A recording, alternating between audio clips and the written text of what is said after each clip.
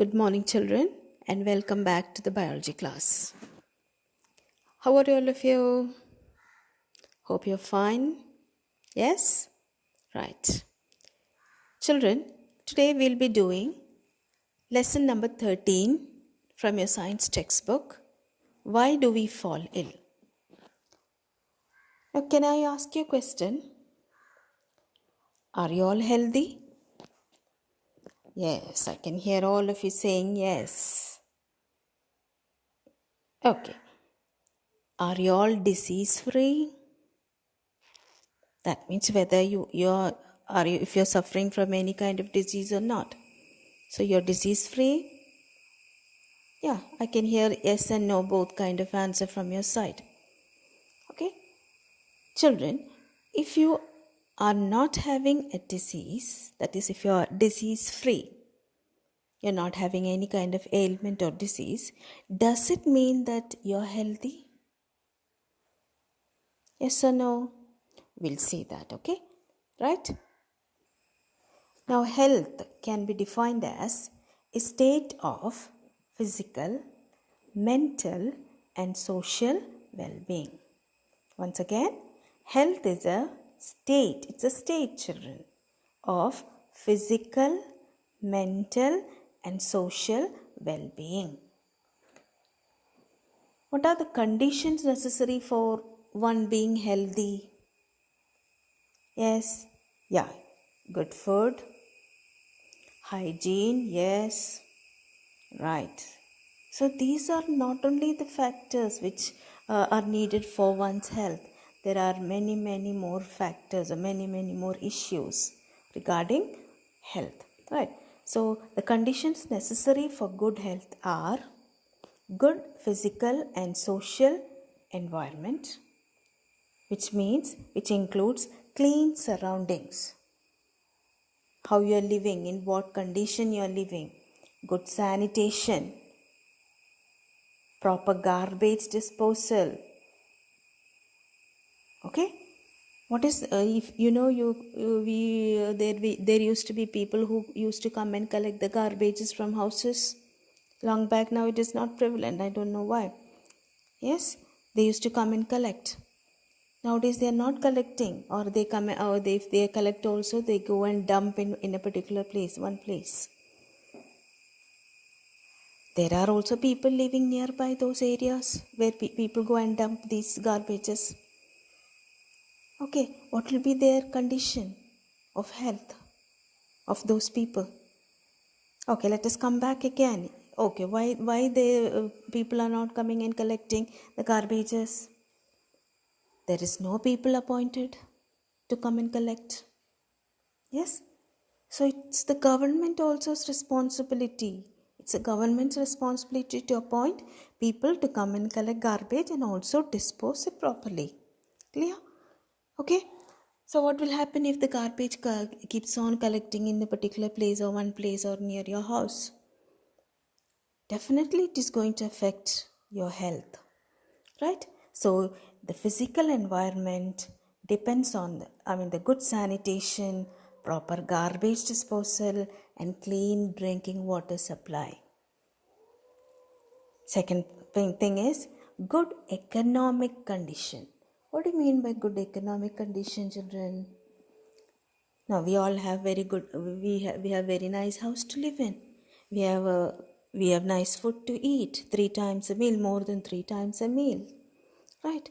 But there are children, there are people who live in very poor economic condition, who doesn't have enough to eat, who doesn't get nutritious food to eat. Yes? Right? So all these are the factors. And also social equality and harmony. What do you mean by social equality? Yes? Children, long back in our country, the condition was such that there was inequality between the girls and boys. Isn't it? The boys used to be given more priority, more consideration than the girl child. Isn't it? The girls will not be given proper education, proper food. Clear? And the boys will be treated better. and they'll be given proper education. What will be the mental state of the other child, the girl child? Or suppose in a classroom, I can give another example. In a classroom, you people all are belonging to the same community, all are present, all are neighbors and all are friends actually. But if there are people who come from a very poor background, isn't it? And some other children bully them. Or if there is a child who always scores very poor marks in a particular class or all subjects, and the teachers and all the other guys in the class ill treats him, isn't it? What will be the mental state of that child? Okay, so you understand what is social equality and harmony?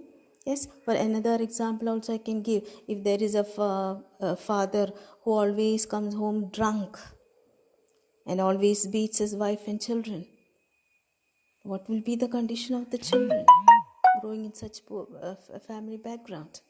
Isn't it? So all these factors and many more factors are there which which are necessary for one being healthy. Clear? Okay, so what are the conditions needed for being healthy children? Again, good physical and social environment, good economic condition. Economic means the money, isn't it? Money. If we don't have proper job, we cannot provide proper food and clothes and other things for our children, right? Economic condition, social equality and harmony, right? So health, once again, is a state of physical, mental and social well-being.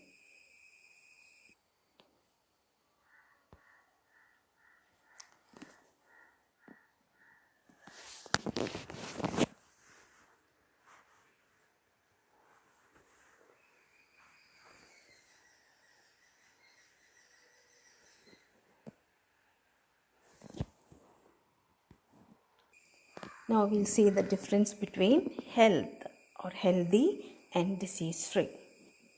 You already know the definition of health, isn't it?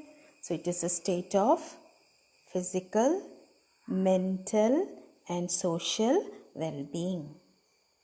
What do you mean by disease free now? Disease free means it's a state of absence from disease. Okay, it is a state of absence from a disease. That doesn't mean that that person should be healthy, right? Because health includes many aspects, you know that, right?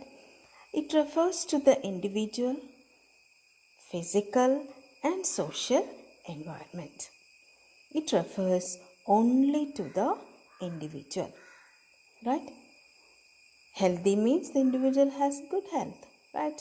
And disease free doesn't mean that that individual has good health. So he may have good health or poor health. Okay? Now children, how do you know that you have some disease?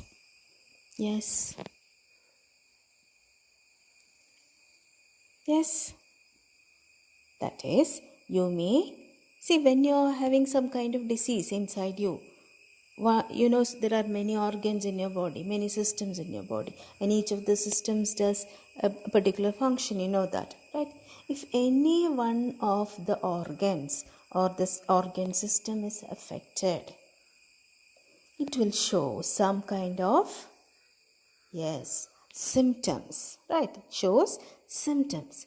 Now, what are the symptoms you people show or we human beings show?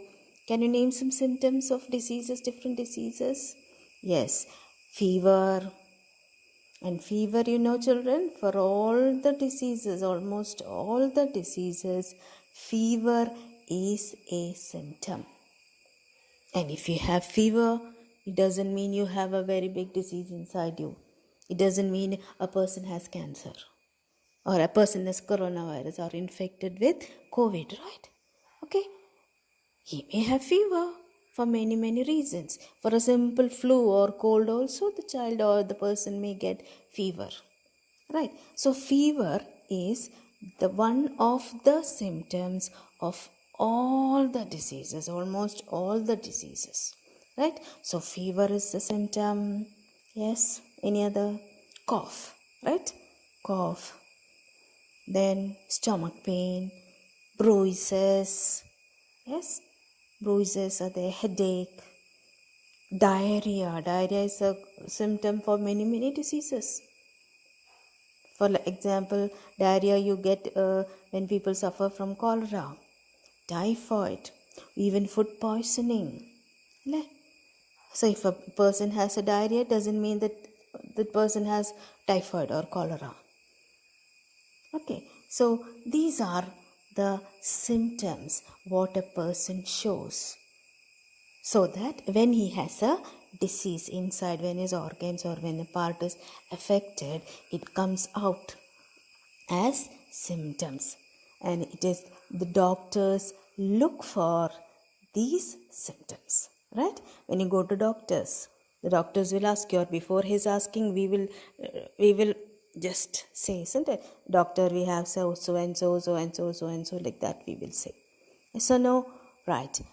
So the doctors look for symptoms.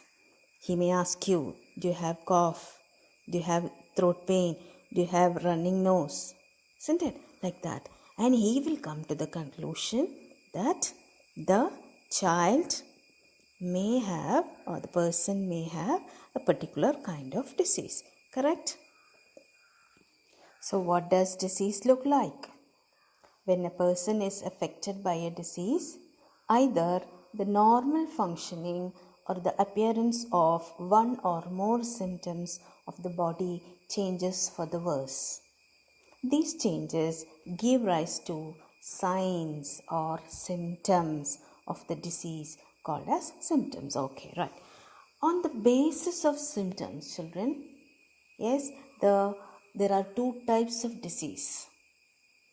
They are acute disease and chronic disease. What are they? Acute and chronic. Suppose a person is having a cold or influenza, right? Will you be able to come to school? You may also come to school. You may come to school, and or you may take 1 or 2 days leave, isn't it? You may or may not be bedridden. You may have to take complete rest for 1 or 2 days. That's all, at most maximum, right? Okay. If you have typhoid, if you have malaria, you have to be absent for school for nearly 1 week or more than that. Yes, you have to take a long-term medicine. You have to be completely bedridden for more than a week or so. Yes. So according to the severity of the diseases may be classified into acute and chronic diseases. Right. Now what is acute disease?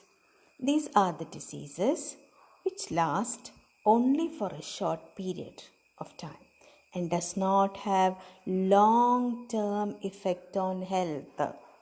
Even after getting cured, it may not still persist, or it may not, you may not look very tired, or whatever you may not miss the school or things, right?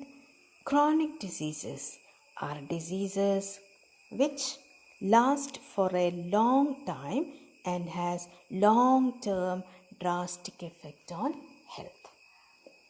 The examples of chronic diseases are diabetes. Diabetes you have to suffer for the whole life. Yes, tuberculosis. Tuberculosis continues 3 years and all, we have to take treatment. Yes, elephantiasis. What is elephantiasis, children? Yes, Mandal. Yes, that is elephantiasis. Arthritis.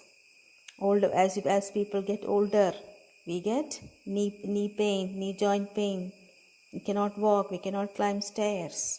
Okay, that is because of arthritis.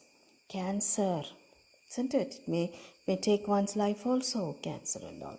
And the examples for acute diseases are cold, typhoid, cholera, which you may suffer only for few days, and it gets over, you are getting cured of. Okay, children, so what are the two types of diseases?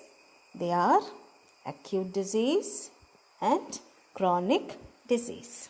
Okay, right? So we will meet in the next class, children. Thank you, all of you.